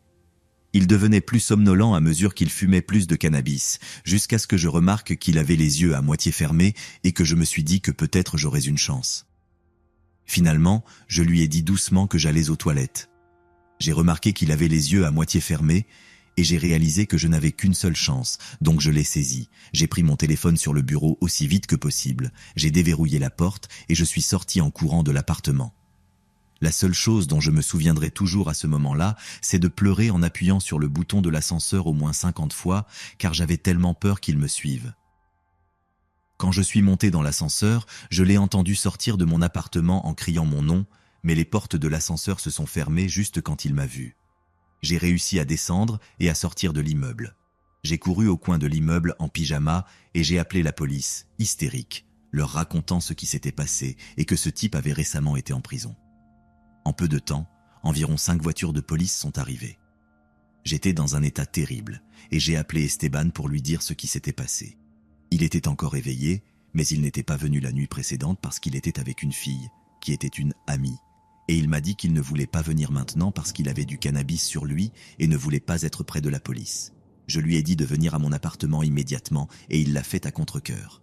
La police a dû forcer l'entrée de mon appartement car Mirko s'était enfermé à l'intérieur et avait bloqué la porte. Ils l'ont arrêté et il a fini par aller en prison pour des accusations liées à la drogue, mais pas pour ce qu'il m'avait fait ou tenté de me faire. La police a dit qu'il ne pouvait pas le poursuivre parce que j'avais consenti à le laisser entrer dans mon appartement plus tôt ce soir-là et qu'il n'avait rien fait physiquement. Bien sûr, oublions l'agression sexuelle, la tentative de viol et le fait de m'avoir retenu contre ma volonté dans mon propre appartement. Après avoir fait mes déclarations à la police, je suis retourné dans ma chambre et j'ai vu que tout était saccagé. Mirko avait jeté des objets et en avait cassé d'autres dans une crise de colère. Je me sens tellement chanceuse d'être sortie quand je l'ai fait, car je ne peux pas imaginer ce qui serait arrivé si j'étais restée coincée au milieu de sa colère. Je ne sais pas ce qu'il est advenu de Mirko après ça, mais j'ai déménagé de cet appartement quelques mois plus tard, et quand la pandémie est arrivée, j'ai quitté cette ville pour m'assurer que Mirko ne me retrouverait jamais. Bêtement, je suis resté dans ma relation abusive avec Esteban encore 1 an environ, mais j'ai finalement réalisé que je valais bien plus que de supporter les bêtises d'Esteban. J'ai développé un trouble de stress post-traumatique sévère à cause de l'incident, au point que je n'ai pas pu sortir de chez moi pendant des mois, ce qui a ruiné toute ma première année à l'université. Il m'a fallu tout ce temps pour pouvoir marcher seul dans la rue la nuit, et c'est encore très difficile pour moi d'être seul en public. Je sais que la fin de cette histoire est très anticlimatique, et j'aurais aimé pouvoir mieux me défendre, mais je me suis fermé émotionnellement après tout ce qui s'était passé. Je ne peux pas entrer dans trop de détails sur l'agression sexuelle et la tentative de viol parce qu'honnêtement, y penser me donne envie de vomir, mais je me rends compte à quel point j'ai eu de la chance de pouvoir me défendre à chaque fois, car il voulait clairement me faire du mal. Après que tout cela soit arrivé, j'ai commencé à faire du bénévolat avec des personnes en prison pour des crimes comme l'agression sexuelle, pour essayer de les empêcher de récidiver. Je pense que c'est ma façon de plaider pour les autres parce que je n'ai pas pu plaider pour moi-même. S'il y a quelque chose à retenir de ça, arrêtez d'être trop gentil. J'ai été élevé pour être gentil avec tout le monde, et maintenant je me rends compte qu'être poli a empiré les choses. J'aurais aimé ne jamais avoir été assez gentil pour aller chercher de la drogue pour mon ex, ou assez gentil pour laisser Mirko entrer dans mon appartement quand il me l'a demandé. Alors Mirko, va au diable, et s'il te plaît, que nous ne nous revoyions jamais.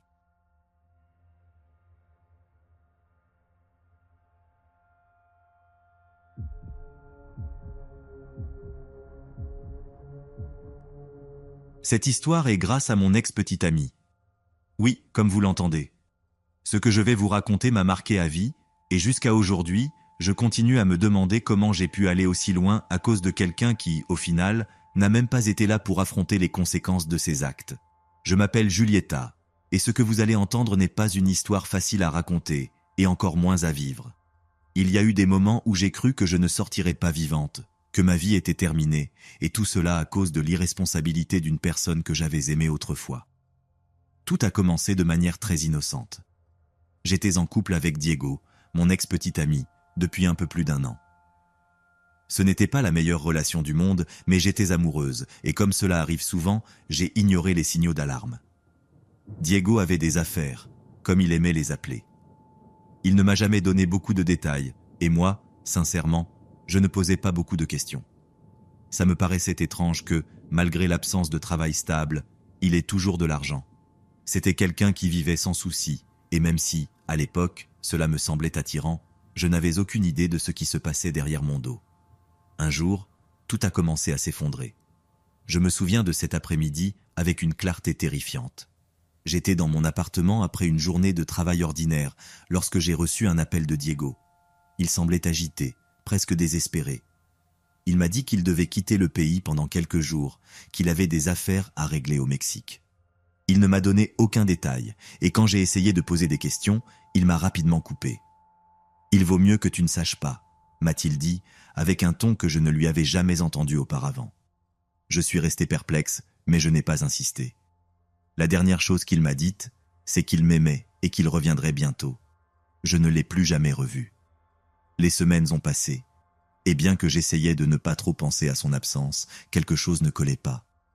J'ai commencé à recevoir des messages de numéros inconnus, au début des messages étranges, qui ne semblaient pas avoir beaucoup de sens.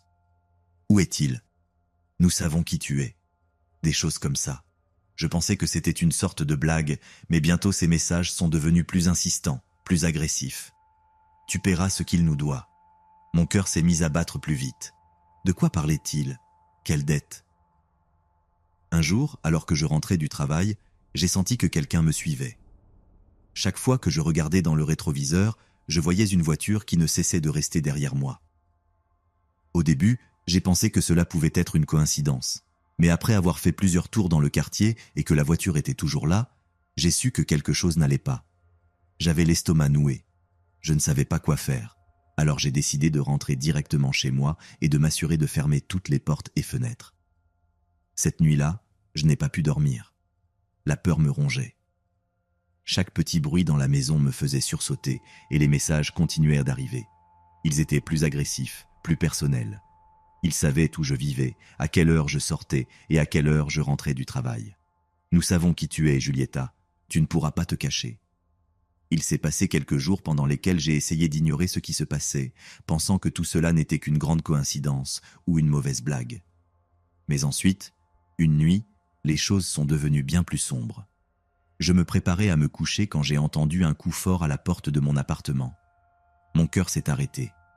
Il était tard, presque minuit, et je n'attendais personne. J'ai hésité un instant, mais le coup s'est répété, cette fois plus fort. « Julieta, ouvre la porte !» La voix que j'ai entendue de l'autre côté était rauque, profonde et complètement inconnue. Mon premier réflexe a été de me cacher. Je savais que je ne devais pas ouvrir. Quelque chose en moi me criait de ne pas le faire. Je me suis approché discrètement de la fenêtre, et ce que j'ai vu dehors m'a glacé le sang. Il y avait au moins 3 hommes, tous habillés en noir, debout devant ma porte. Ils n'avaient pas l'air d'avoir de bonnes intentions, et en les voyant, une terreur indescriptible m'a envahi. Mon corps tremblait, alors que j'essayais de décider quoi faire. Le coup à la porte est devenu assourdissant, et les menaces ont commencé. « Nous savons que tu es là. Ouvre maintenant, ou ça va empirer. » Je ne sais pas combien de temps il a fallu avant qu'ils ne parviennent à ouvrir la porte. Peut-être des minutes, peut-être des secondes. Ce que je sais, c'est que quand ils sont entrés, j'étais déjà complètement terrifié, recroquevillé dans un coin de l'appartement. Ils ont été rapides. L'un d'eux m'a attrapé par les bras, tandis qu'un autre fermait la porte derrière eux. Leurs mains étaient froides, et ils ne montraient aucune émotion en m'attachant les poignets. « Tu paieras pour ce que Diego nous doit », m'ont-ils dit en me traînant dehors. Ils m'ont emmené dans une camionnette sombre. Je ne pouvais rien voir à travers les fenêtres, mais je savais que nous quittions la ville. J'ai essayé de crier, mais l'un d'eux m'a violemment couvert la bouche et il m'a murmuré à l'oreille « Tais-toi, ou ce sera pire pour toi ». La peur que j'ai ressentie à ce moment-là, je ne l'avais jamais éprouvée de ma vie. Mon esprit essayait désespérément de trouver un moyen de sortir de cette situation, mais j'étais complètement à leur merci. Finalement, après ce qui m'a semblé être une éternité, nous sommes arrivés dans ce qui semblait être un entrepôt abandonné. Ils m'ont sorti de force, et à l'intérieur, ils m'ont jeté par terre. L'endroit sentait l'humidité et la rouille. Il y avait plusieurs hommes là-bas, tous avec des visages durs et sérieux. Je savais que quelque chose de terrible allait se passer. C'est alors que le véritable cauchemar a commencé. Ils m'ont attaché à une chaise, et l'un des hommes, celui qui semblait être en charge, a commencé à me poser des questions. « Où est Diego ?» me répétait-il sans cesse. Je n'avais aucune réponse à lui donner. Je ne savais pas où se trouvait mon ex-petit ami. Je leur ai dit la vérité, mais ils ne m'ont pas cru. « Ne mens pas », me disait-il en me regardant avec haine.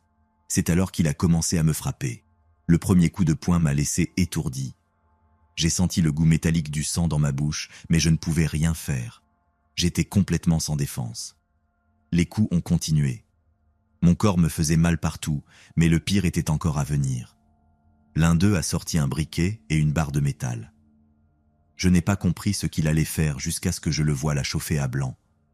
Mon cœur s'est emballé. J'ai essayé de supplier, de leur dire que je ne savais rien, mais ils ne m'écoutaient pas. Tout ce qu'ils voulaient, c'était des informations que je n'avais pas. La douleur était insupportable. Ils ont brûlé mes bras, mes jambes, et chaque fois que je criais, on aurait dit qu'ils prenaient encore plus de plaisir. Je voulais mourir à ce moment-là, juste pour que tout s'arrête. Mais ils n'en sont pas restés là. Ils ont sorti des couteaux et ont commencé à me couper lentement. Les blessures n'étaient pas profondes, mais la douleur était insoutenable. Je voulais crier, mais je n'en avais plus la force. J'étais au bord de l'évanouissement quand ils ont finalement arrêté. « Écoute », a dit l'homme en charge, « si tu ne paies pas ce que Diego nous doit, nous continuerons. » Et la prochaine fois, ce ne sera pas aussi doux. Je n'avais aucune idée du montant de la dette, je ne savais même pas ce que Diego avait fait. Mais il était clair que ces hommes ne s'arrêteraient pas tant qu'ils n'auraient pas obtenu ce qu'ils voulaient. Après des heures de torture, ils m'ont finalement laissé seul dans l'entrepôt, attaché et blessé. Le froid m'enveloppait, mais je ne pouvais rien faire. Mon esprit n'arrêtait pas de me répéter encore et encore que tout cela était la faute de Diego, qu'il s'était enfui en me laissant seul face à quelque chose que je ne comprenais même pas. Finalement, après ce qui semblait être des jours, mais qui n'était en réalité que quelques heures, quelque chose a changé. J'ai entendu des voix à l'extérieur, des cris. C'était mon père. Mon père avait réussi à réunir l'argent pour payer la rançon.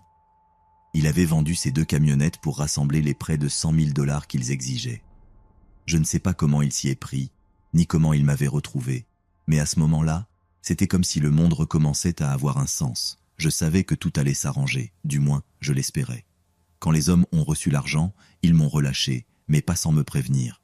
Si je disais quoi que ce soit, si j'essayais de contacter la police, ils reviendraient me chercher. Ils m'ont laissé là, étendu au sol, tandis qu'ils disparaissaient. C'est alors que mon père s'est précipité vers moi. Je ne saurais décrire ce que j'ai ressenti à ce moment-là. Un mélange de soulagement, de douleur et de peur, tout en une seule émotion. Alors qu'il me serrait dans ses bras, tout ce que j'ai pu faire, c'était pleurer. Mon père avait fait l'impossible pour me sauver, mais pendant ce temps, Diego s'était envolé. Il avait quitté le pays sans savoir ce qui s'était passé, sans faire face aux conséquences de ce qu'il avait causé. Il s'était enfui, me laissant affronter seul quelque chose que je n'aurais jamais dû vivre. Je ne saurais exprimer la haine que j'ai ressentie à ce moment-là, la rancœur et la rage envers lui pour m'avoir plongé dans une situation si dangereuse, pour s'être enfui sans se soucier de ce qui pouvait m'arriver. Après que mon père m'ait secouru, il m'a emmené à l'hôpital. Mes blessures n'étaient pas aussi graves qu'elles en avaient l'air, mais chaque marque sur mon corps était un rappel de la proximité avec la mort que j'avais connue. J'avais des brûlures sur les bras et les jambes, des coupures qui me faisaient mal au moindre contact et des bleus qui couvraient pratiquement tout mon corps. Physiquement, je savais que je guérirais avec le temps, mais émotionnellement, c'était une autre histoire. Le traumatisme de cette expérience me hantait et je savais qu'il me faudrait longtemps pour m'en remettre. Pendant les heures que j'ai passées à l'hôpital, mon père ne m'a pas quitté d'une semelle. Je voulais lui poser tant de questions, savoir comment il avait réussi à obtenir l'argent, comment il avait trouvé ces hommes, comment il avait fait pour qu'ils ne me tuent pas. Mais je n'avais pas la force. À la place, je suis restée silencieuse, les larmes aux yeux, consciente que je lui devais la vie. Plus tard, mon père m'a expliqué ce qu'il avait dû faire pour rassembler les 100 000 $. Il avait vendu les 2 camionnettes dont il se servait pour son travail, hypothéqué la maison et demandé de l'aide à ses amis et à la famille. Cela me brisait le cœur de savoir qu'il avait sacrifié autant à cause de quelqu'un qui n'en valait pas la peine. Tout ça à cause de Diego. Un homme qui avait ruiné ma vie et celle de ma famille. Après ma sortie de l'hôpital, j'ai essayé de reprendre le cours de ma vie, mais ce n'était pas facile. Ma confiance avait disparu. Chaque bruit étrange me faisait sursauter et l'idée même de rester seul à la maison me terrifiait. Pendant des semaines, je n'ai pas pu dormir sans laisser toutes les lumières allumées. Mon esprit ne pouvait pas éteindre les souvenirs de ces heures passées dans cet entrepôt, des cris, de la douleur, des hommes qui ne montraient aucune compassion. Ce qui me faisait le plus mal, c'était de savoir que tout cela était arrivé parce que Diego s'était enfui. Je me sentais trahie, mais plus encore, je me sentais impuissante. J'avais fait confiance à cet homme, je l'avais aimé, et il m'avait laissé seul pour affronter quelque chose qui n'était même pas de ma faute. Avec le temps, j'ai commencé à enquêter sur ce qui s'était passé avec Diego. Je voulais savoir où il était, ce qu'il avait fait, et s'il savait ce qui m'était arrivé. Ce que j'ai découvert m'a laissé sans voix. Diego avait quitté le pays le jour même de mon enlèvement. Il était parti pour le Mexique, et depuis, il n'avait plus donné signe de vie. Il n'avait même pas essayé de me contacter, ni pour s'excuser, ni pour savoir si j'allais bien. Il avait tout simplement disparu. J'ai essayé de trouver des informations sur sa dette, sur les affaires dont il parlait toujours, mais tout était flou. Personne ne savait exactement dans quoi il était impliqué, mais il était clair qu'il devait une somme importante à des personnes très dangereuses. Des gens qui n'avaient pas hésité à m'utiliser comme monnaie d'échange pour récupérer ce qu'il leur devait. on n'a plus jamais entendu parler de Diego.